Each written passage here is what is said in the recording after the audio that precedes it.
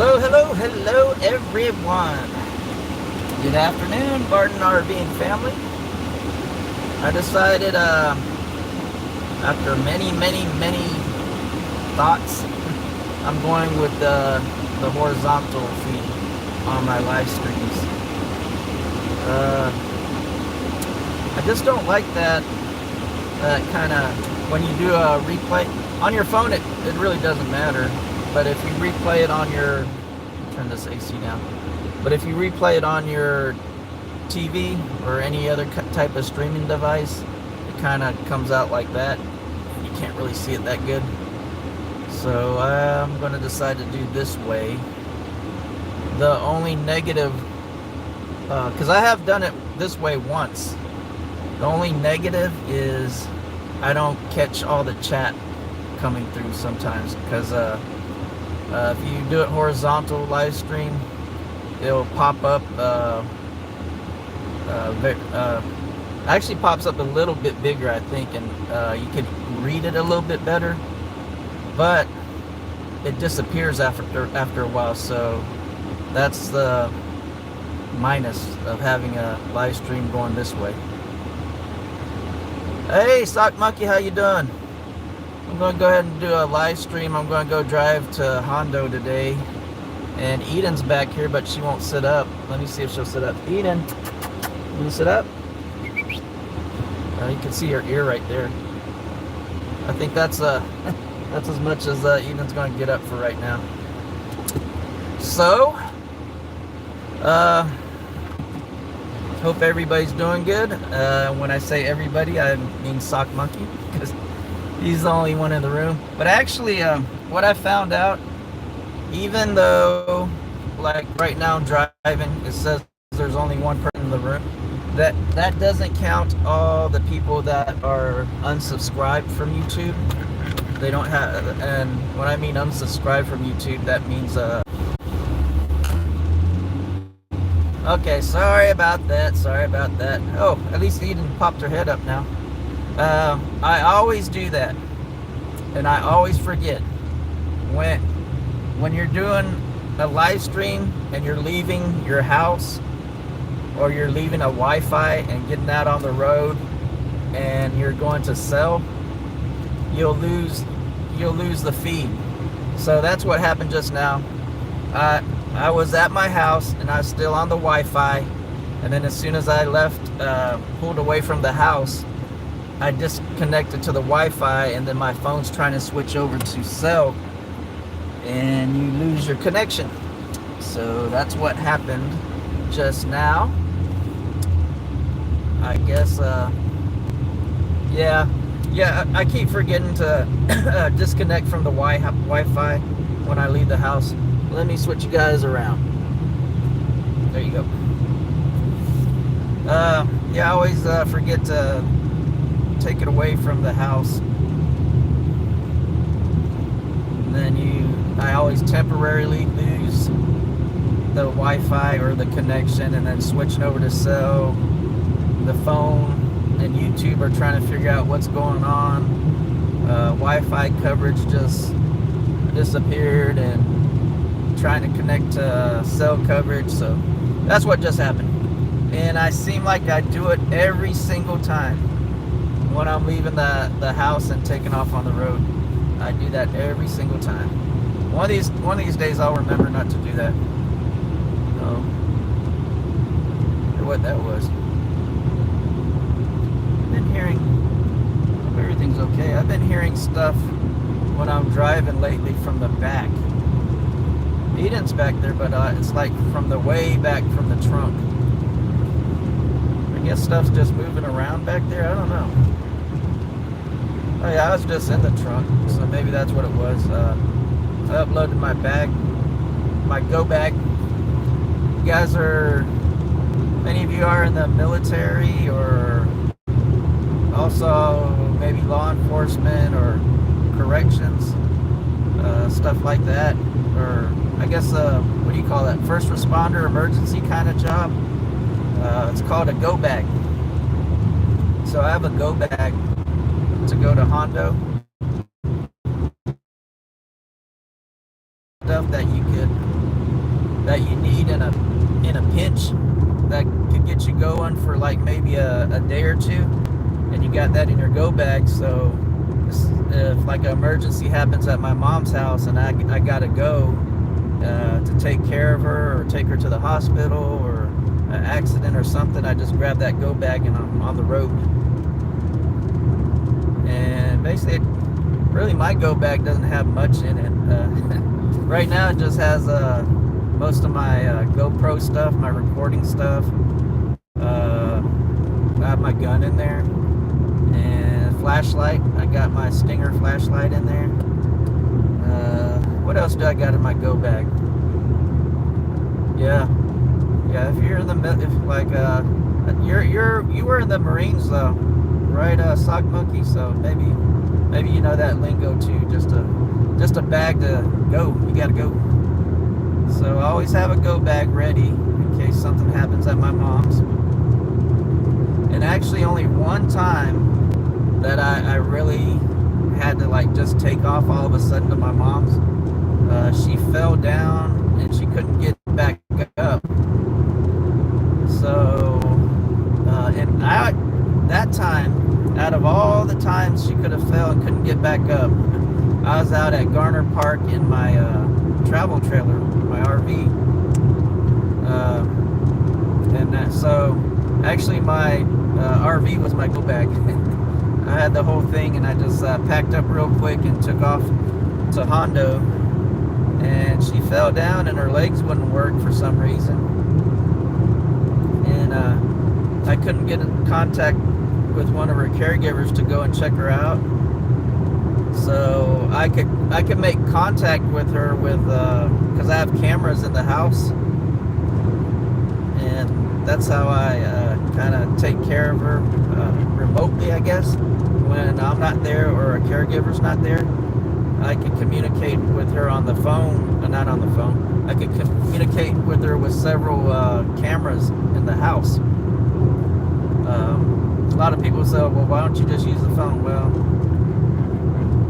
her phone is not always on her, and she does not always charge her phone, and sometimes she can't look for her phone, and sometimes even though she doesn't really know how to operate her cell phone that good, sometimes she knows how to put it on airplane mode, which is kind of weird, and sometimes she just flat out turns off the phone.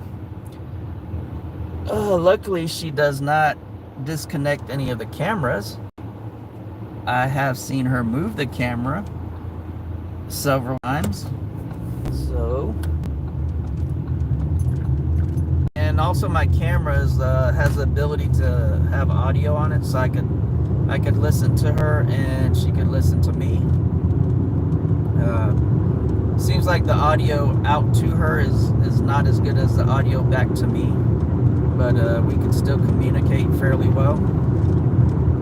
So when she fell down that time, I was at Garner Park, and what I was doing is I turned the cameras on periodically every time just to check on her, and especially when her pills come out. I have an automated pill box that dispenses her pills because she has dementia, or we believe she has dementia. It's not very bad dementia. Pretty much she just has problems remembering to take her pills and little things. Nothing real bad. She knows who everybody is. She knows what's going on. She just has a problem taking her pills. Like somebody has broke down on the side of the road. So that's what I use the cameras for. And that time she fell down, I'm thinking she fell down. She said she was on the floor because I couldn't find her throughout the house. I don't have a camera throughout the house, but what it also does, it takes still pictures of movement. So I noticed there was no movement through the whole house for about maybe 6 hours, and that's unlike her. So then I was just like, oh, something's going on. So I kept scrolling through all the cameras and I couldn't find her, so I just And then I kept calling her, and then nothing was happening. Of course, the phone wasn't near her, or it was charged. So eventually I started turning each camera on and just calling her name out. And then finally I found one camera, is the camera by the front door. And she said, we were communicating for a while, and she said that she can't walk. So that was real weird. She said her legs wouldn't work. And then, so I couldn't get in contact with the caregiver either.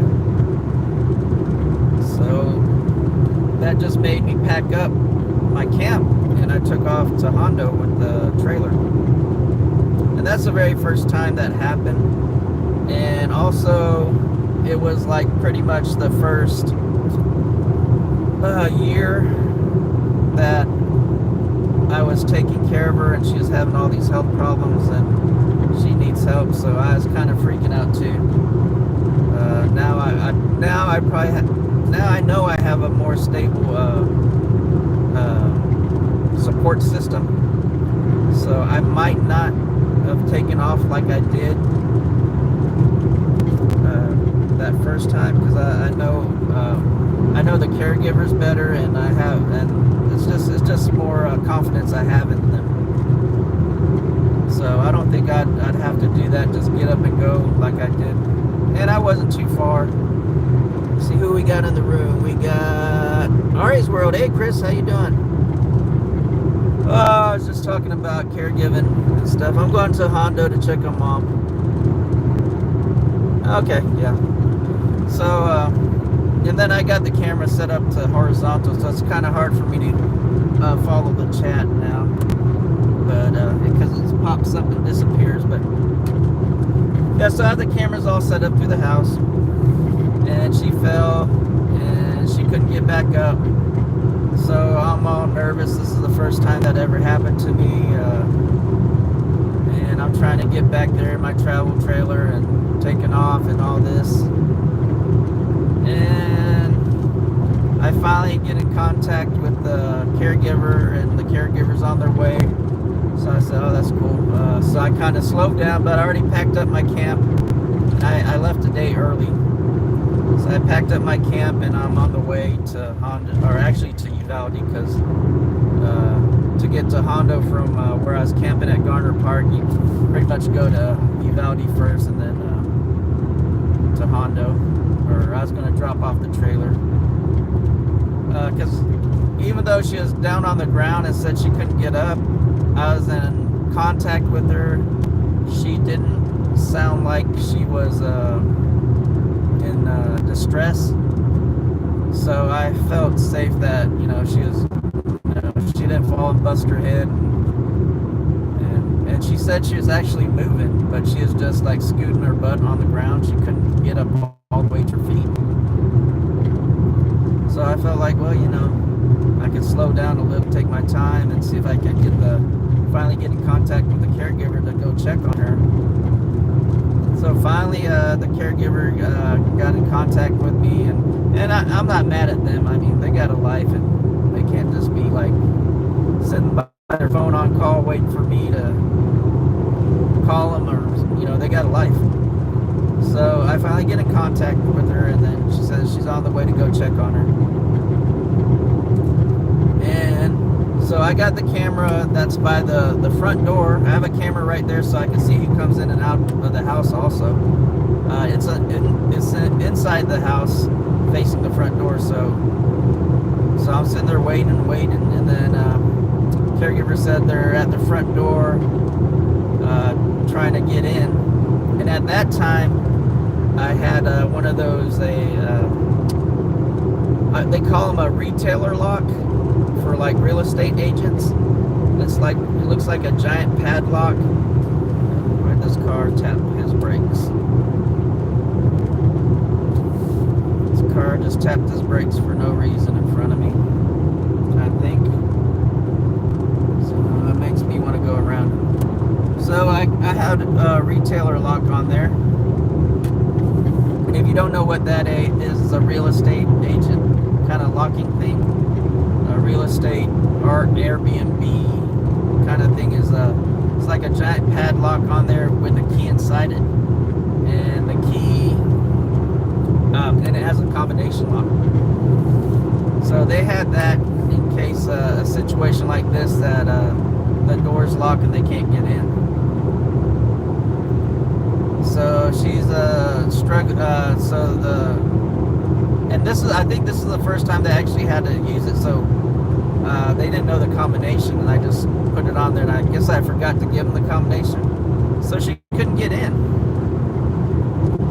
So I said, "Oh no, there's another problem." So I'm giving her the combination and over the phone, and I'm watching the front door at the same time. And then, lo and behold, my mom just pops up and opens the door. And I was like, what is going on here? So I get in so the caregiver calls me and said, yeah, she's walking and she's fine and everything's okay. And I was like, wow, wonder what happened. But then I guess, she talked to her and she said, yeah, you might want to take her to the emergency room when you get here. So that was my little story on when my mom fell and couldn't get up, or her legs gave out and she couldn't get up.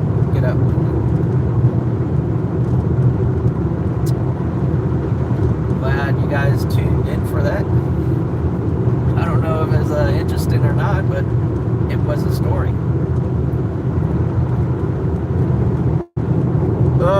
Let's see. That was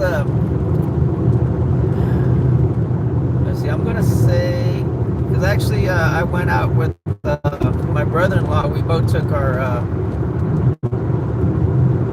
RVs out to Garner Park, and I had to leave my brother-in-law at the park. And we did a video. I think we did a hiking video out there. So I'm gonna say it had to have been June, maybe June or July, probably July or August of last year. And I started taking care of my mom maybe May, end of April or early May. Hey Kevin, how you doing? Doing a horizontal live stream. Ari's World, yeah. Hey Chris, everybody's saying hi to each other. Yeah, you missed my mom's story of when she fell. Had some bumps on the road.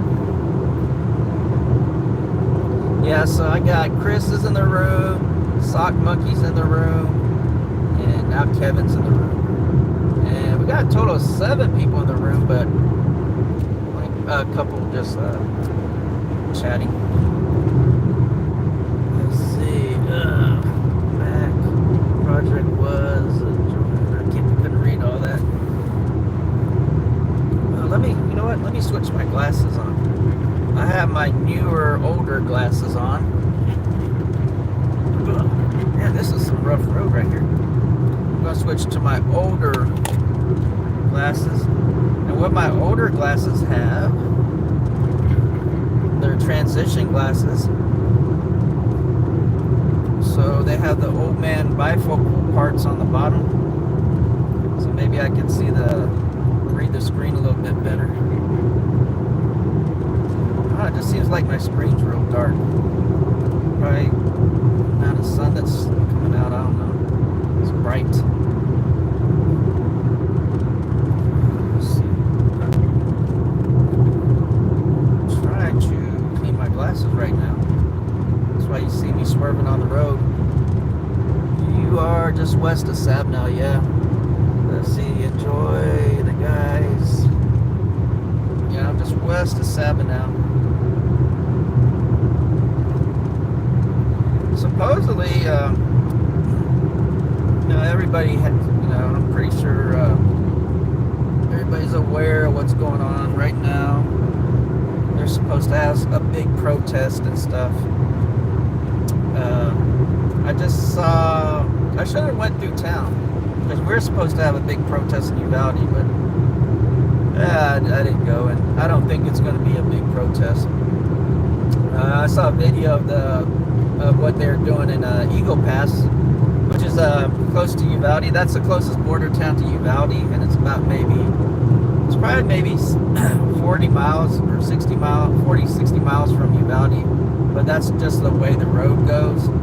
But if you go like, what do you call it? Crow flies, it's probably more like 30 miles. And so, hey, Todd Saw's in here. So, Eagle Pass is the closest border town to Uvalde. And then I just saw their supposedly ICE protest in Eagle Pass. There's like about 6 or 8 people.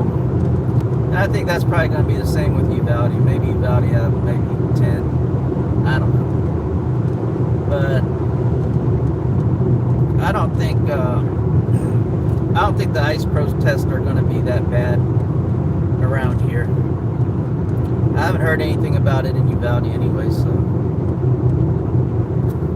But Uvalde is kind of more of a conservative town. You know, it seems like, you know, every time you see Uvalde on the news, you'd think Uvalde wasn't conservative, but it is.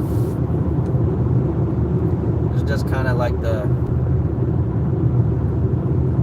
people that yell the loudest seems like they get on TV a lot, and that's usually not the conservative people most of the time. Barbecuing and Barton. Oh, you're barbecuing. What you barbecuing there, Todd? I think my brother-in-law and my father-in-law, they're going to do a brisket today. Today or tomorrow, I don't know. Probably tomorrow. It's probably too late to do a brisket today. Oh man, I left my watch. I was just going to look at my arm, and my watch is not on my arm.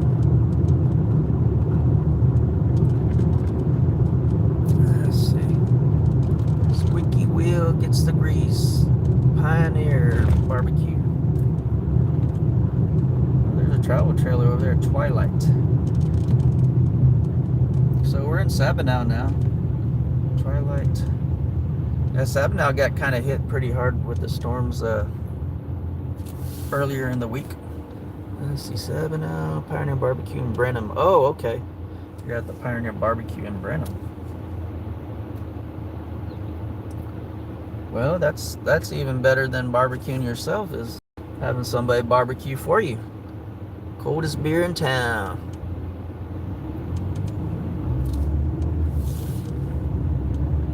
And then this is a town of Sabinal. Doesn't look like there's any protesters out here today. Some people over there selling watermelon.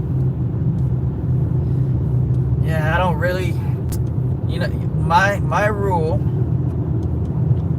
is I do not stop and buy watermelon off the side of the road unless I see the price, because in my experience, these guys that have these little roadside stands selling fruit and vegetables like that, I was on the live stream for Fluffy Bird channel.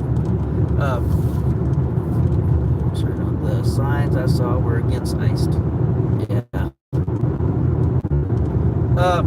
So my thing is these people that sell fruits and vegetables on the side of the road, they don't have a price on there. Is when you stop, and I think somebody even told me this one time that actually worked or sold stuff like that, is if they see that you drive up in a nice car or a nice truck or whatever, nice vehicle, nice clothes, expensive clothes, they're going to give you a higher price. So their price varies on what you look like. So that's why I do not stop and buy fruit and vegetables at a place that does not have it displayed, a sign displayed. So now is my turn to Garner. Yep, that's a turn to go to Garner and Los Maples. Yeah, if you're coming in from San Antonio, so you'd never reach Uvalde. I think Uvalde is closer to Garner Park than Sabinal. But if you're coming from Sabinal, if you're coming from San Antonio, it's better to go to. You have to make a counter offer. Yeah. So if you're coming from San Antonio, it's better to turn off at Sabinal to go to Concan and then go to Garner Park. Because even though Uvalde's closer, Uvalde is like 20 miles, 15 miles from Sabinal. So you're adding an extra 20 miles west, and then you go maybe 20 miles north. When I think Sabinal goes in a diagonal. Sabinal's road goes a diagonal shot to Garner Park, and it's probably like more like 30 miles. So you might save about 10 miles. But if there's heavy rain, it's better off. If it's heavy rain and you think there might be some flooding or adverse weather, it's better to drive to Uvalde and then go up from Uvalde to Garner Park, because those are bigger and safer roads.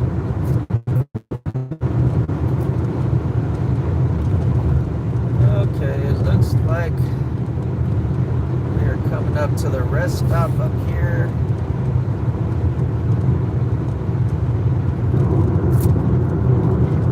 And got 7 people in the room and 27 minutes. So I'm gonna go ahead and cut the live stream off right here and just drive the rest of the way. Thank you everybody for stopping by.